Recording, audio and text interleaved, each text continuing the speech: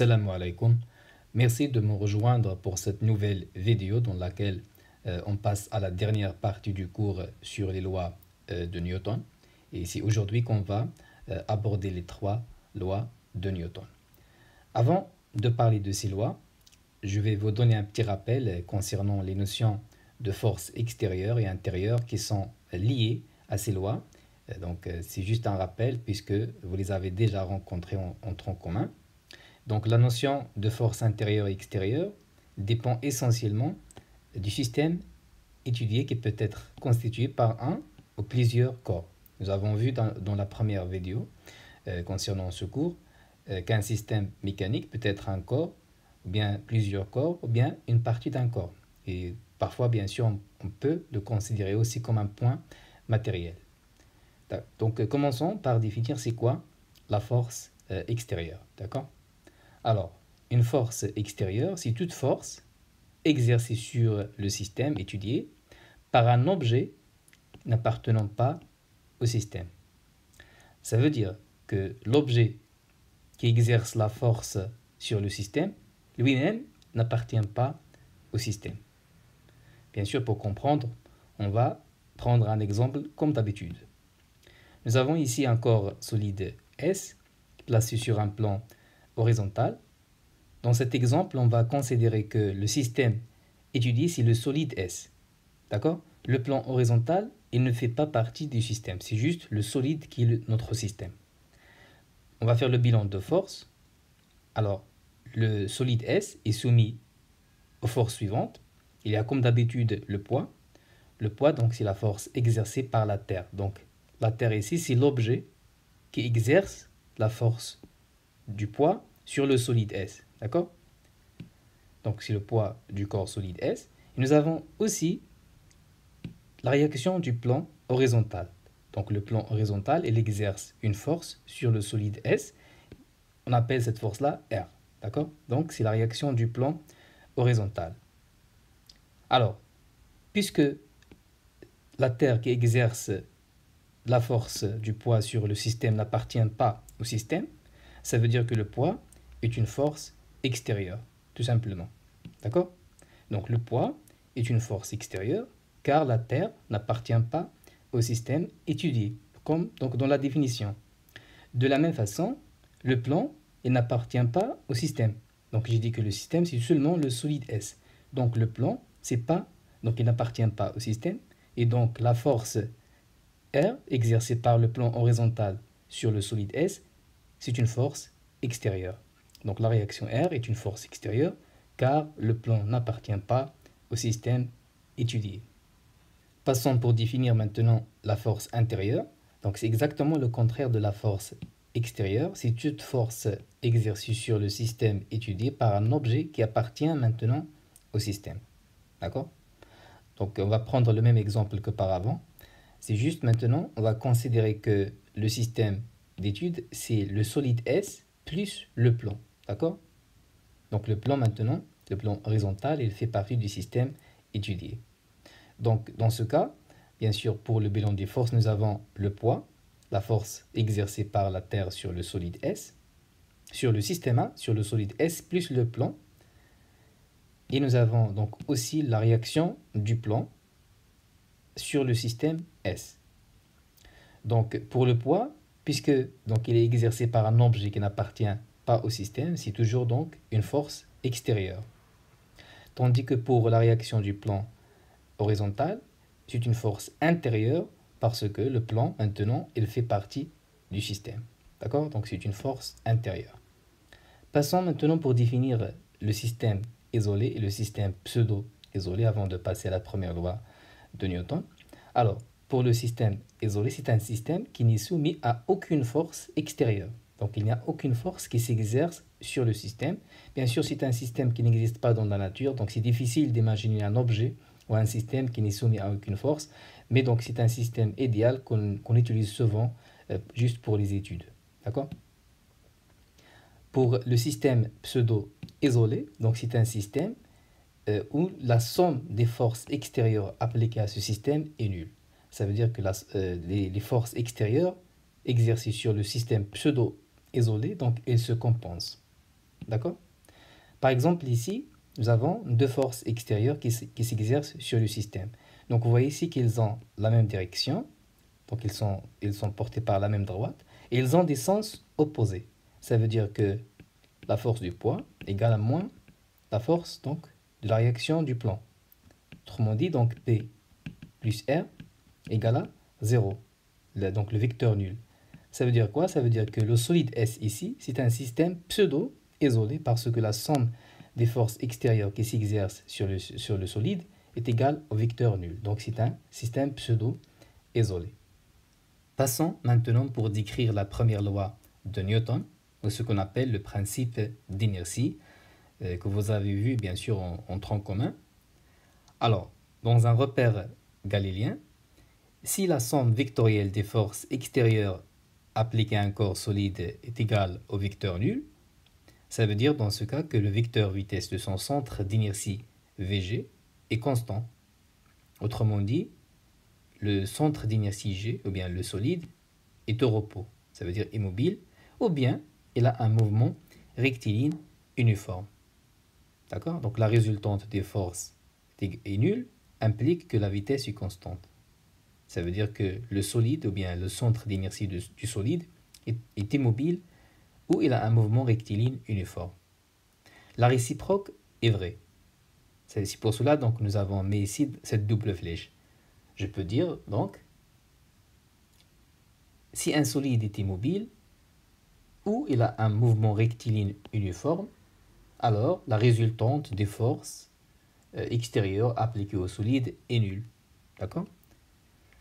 Donc rappelez-vous aussi que nous avons déjà vu que lorsque nous avons un solide qui est au mouvement rectiligne uniforme, ça veut dire que la vitesse est constante, ce qui implique aussi que l'accélération est nulle. D'accord? Alors pour le repère galilien, ou ce qu'on appelle aussi donc un référentiel galilien, c'est un référentiel dans lequel la première loi de Newton est vérifiée. D'accord? Ça veut dire que ce principe, le principe d'inertie, n'est valable que dans un référentiel galilien. Si on vous demande de donner l'énoncé de la première loi de Newton, vous pouvez dire tout simplement que dans un référentiel galilien, un système ponctuel, ou bien le centre d'inertie d'un solide, isolé ou pseudo-isolé, est soit au repos, ou bien il est animé d'un mouvement rectiligne uniforme. D'accord? Par exemple, l'exemple que nous avons vu ici, j'ai dit que la résultante des forces extérieures qui s'appliquent sur ce solide-là est nulle. D'accord? Donc, soit je considère que le solide est au repos, donc il est immobile. Donc, à ce moment-là, je peux appliquer le principe d'inertie ou bien la première loi de Newton sur ce système-là. Et je peux dire aussi que le solide il glisse donc sur le plan horizontal, mais avec une vitesse qui est constante. D'accord? À ce moment-là, je peux appliquer le principe d'inertie sur le système que vous voyez ici. Et bien sûr, la résultante des forces est égale à 0. Ça veut dire que P plus R égale à le vecteur nul. D'accord? L'énoncé à retenir. D'accord? Parfois, donc, on veut dans l'examen de définir ou bien de donner l'énoncé de la première loi de Newton. D'accord? Il faut le comprendre au moins pour l'écrire donc en utilisant votre façon. D'accord? Comme dans un référentiel galilien, أي système معزول ولا شبه معزول يا إما غيكون au repos ما كيتحركش يا إما غيكون في واحد الحركة مستقيمية منتظمة. كاين ساهل كاين جوج حالات هنا. D'accord? Alors, avant de passer à la deuxième loi de Newton, une remarque sur donc, les référentiels galiléens. Alors, soit R ici, un référentiel galilien. Alors, tout référentiel R' qui est en translation rectiligne uniforme par rapport à R est considéré aussi comme un référentiel galilien. D'accord? إذا كان في واحد الإزاحة مستقيمة منتظمة par rapport à هذا donc حتى هو راه كيكون référentiel galilien. Alors passons maintenant à la deuxième loi de Newton, ou bien ce qu'on appelle la loi fondamentale de la dynamique. Commençons par l'énoncé de la deuxième loi de Newton. Alors, dans un repère galiléen, la somme vectorielle des forces extérieures appliquées à un corps solide est égale au produit de sa masse et le vecteur accélération de son centre d'inertie G. Et on écrit que la somme donc, des forces extérieures appliquées sur le système est égale au produit de la masse et le vecteur accélération. Cette équation-là, c'est l'équation la plus importante pour tous les cours de mécanique que nous allons voir dans ce deuxième semestre parce que tous les cours ils s'intéressent à l'application de la deuxième loi de Newton. Donc en appliquant cette équation-là, on peut extraire les intensités des forces qui s'appliquent sur le système. On peut donc savoir aussi l'influence de la résultante des forces qui s'appliquent sur le système sur le vecteur vitesse du centre d'inertie du système parce que l'accélération c'est quoi? C'est tout simplement la dérivée par rapport au temps de la vitesse. D'accord? Donc cette équation-là à retenir absolument. L'unité de la force, bien sûr, c'est le newton. La masse, c'est en kilogrammes. L'accélération, c'est en mètres seconde moins 2. Et donc, on peut déduire de ça que le newton est égal au kilogramme mètre seconde moins 2. D'accord? Donc, essayez de retenir l'énoncé de la deuxième loi de Newton. Une remarque très importante, pour un corps mécaniquement isolé ou bien pseudo-isolé, nous avons donc la résultante des forces est égale au vecteur nul. Et c'est le principe d'inertie ou bien la première loi de Newton. Donc si je remplace maintenant la résultante des forces par MAG, donc de la deuxième loi de Newton, ça veut dire que nous avons l'accélération est égale à 0. Et quand l'accélération est égale à 0, c'est lorsque le mouvement est rectiligne uniforme. Autrement dit, dans ce cas, nous avons la vitesse est constante. D'accord? Donc on peut déduire de ça que la première loi de Newton, c'est un cas particulier de la deuxième loi. D'accord? Une autre remarque importante, bien sûr, comme dans le cas de la première loi de Newton, la loi fondamentale de la dynamique ou la deuxième loi de Newton n'est vérifiée que dans les référentiels galiléens. D'accord? Voyons voir maintenant quelques exemples de l'application de la deuxième loi de Newton. Alors, commençons par un exemple simple. Nous avons ici un corps qui est en chute libre. Par définition, un corps qui est en chute libre, il n'est soumis qu'à son poids. Donc ça veut dire que la seule force qui s'exerce sur le corps ici, c'est le poids. D'accord? Alors donc ici nous avons le poids qui s'exerce sur le centre d'inertie de ce corps. Et en appliquant la deuxième loi de Newton, donc la résultante des forces dans ce cas, c'est tout simplement le poids est égal à m fois l'accélération qui est dans ce cas, bien sûr, le vecteur champ de pesanteur. D'accord? Donc ça, c'est dans le cas d'une chute libre. D'accord? Parce que donc vous allez voir ça dans le deuxième cours, que l'accélération, dans le cas d'une chute libre, c'est tout simplement le vecteur champ de pesanteur. D'accord? Alors, ça c'est le premier exemple. Prenons un deuxième exemple où nous avons un solide qui glisse sur un plan incliné sans frottement.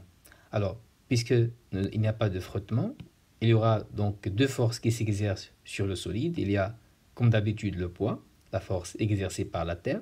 Et il y a donc la réaction du plan incliné. Dans le cas donc sans frottement, il est toujours perpendiculaire au plan incliné. D'accord? Donc en appliquant la deuxième loi de Newton, donc la résultante des forces dans ce cas, c'est quoi? C'est R plus P. D'accord?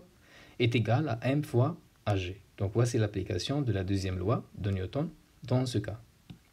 Prenons donc un troisième exemple. Nous avons ici un solide qui glisse sur un plan incliné qui est relié par un fil passant à travers une poulie. D'accord? Ça veut dire maintenant que c'est à cause de cette masse-là que le solide monte le plan incliné. D'accord? Donc, quelles sont les forces qui s'exercent sur le solide dans ce cas? Nous avons le poids, comme d'habitude.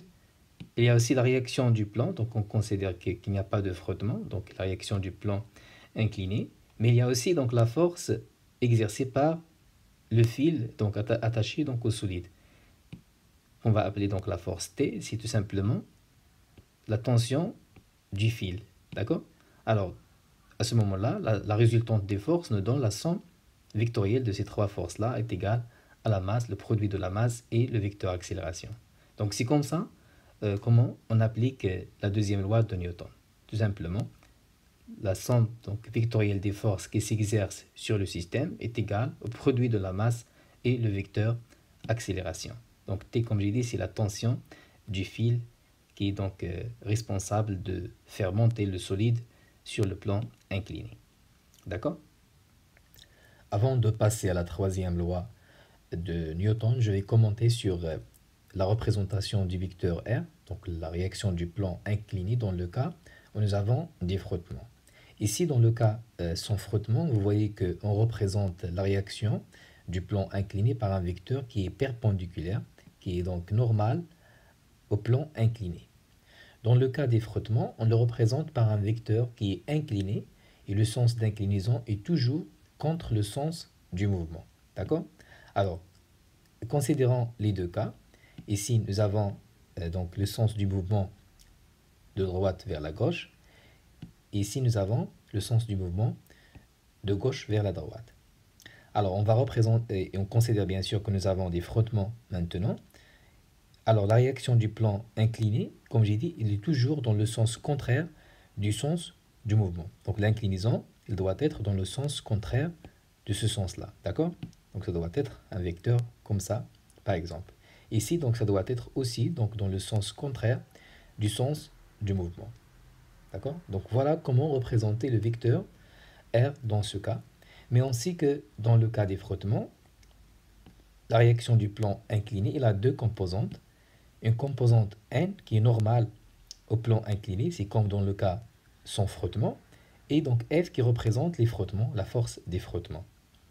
Alors, représentons ces deux vecteurs dans les deux schémas.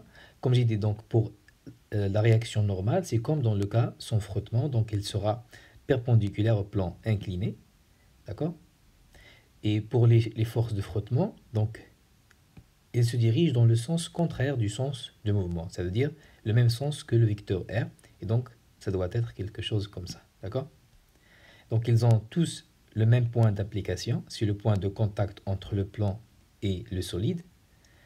Donc pour ici, donc ça doit être la même chose, Rn qui est normal au plan incliné, et le vecteur F, donc là, les forces de frottement, dans le sens contraire du sens du mouvement, d'accord? Donc voilà comment il faut représenter les forces qui sont liées donc à la réaction du plan incliné. Bien sûr, dans les exercices, on représente soit R, soit donc la somme. D'accord? Donc moi, je préfère souvent représenter donc la réaction normale et la force du frottement. Donc je ne vais pas représenter R dans les exercices. Parce que donc je sais tout simplement que R, c'est la somme des deux. D'accord? Passons à la dernière partie de ce cours, qui est la troisième loi de Newton, appelée aussi le principe de l'action et de la réaction, ou bien le principe des actions réciproques. Alors, commençons par l'énoncé de cette troisième loi. On considère deux corps A et B en interaction.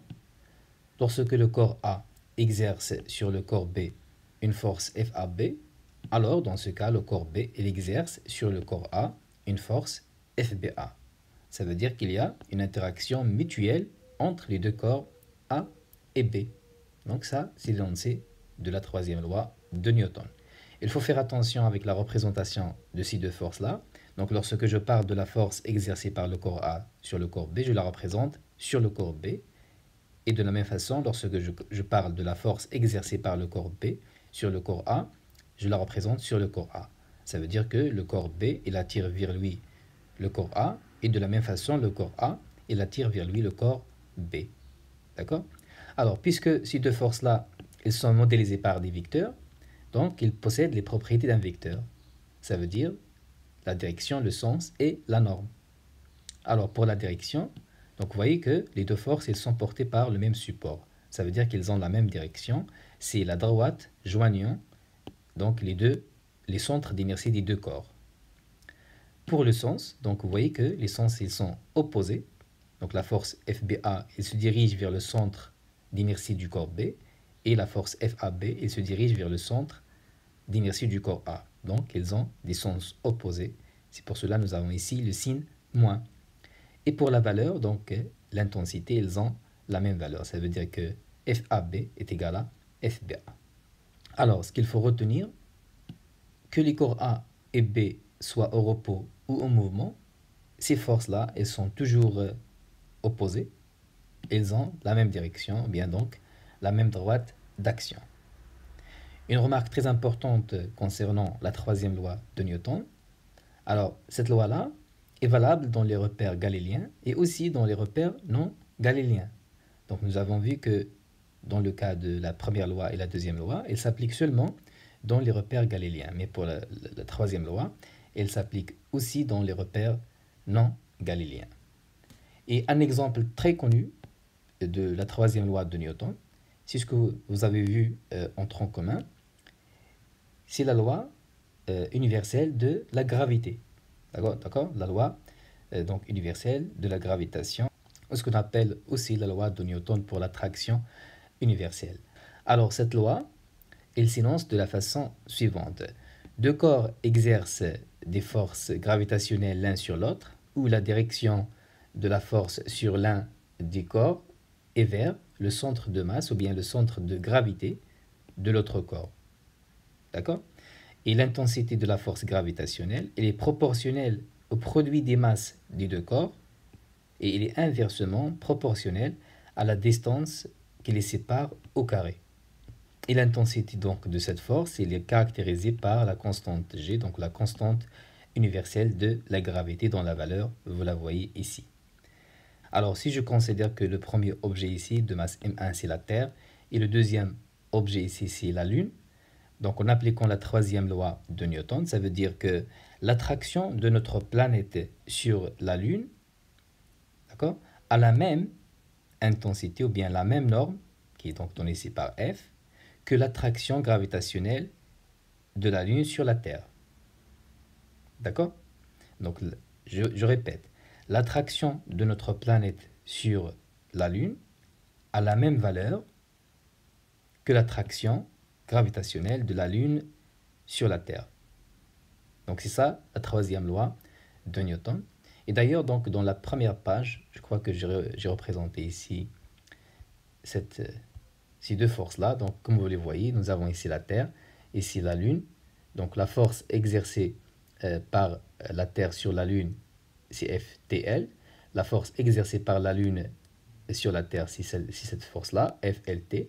Et donc, ils ont donc des sens opposés et ils ont la même direction comme vous le voyez ici. Alors donc, c'est fini pour ce cours-là. Essayez de travailler des exercices que vous trouverez aussi sur la chaîne. Nous sommes arrivés à l'exercice numéro 8 que je vais partager avec vous donc juste après ce cours-là. Alors à la prochaine fois. Salam alaikum wa rahmatullahi wa barakatuh.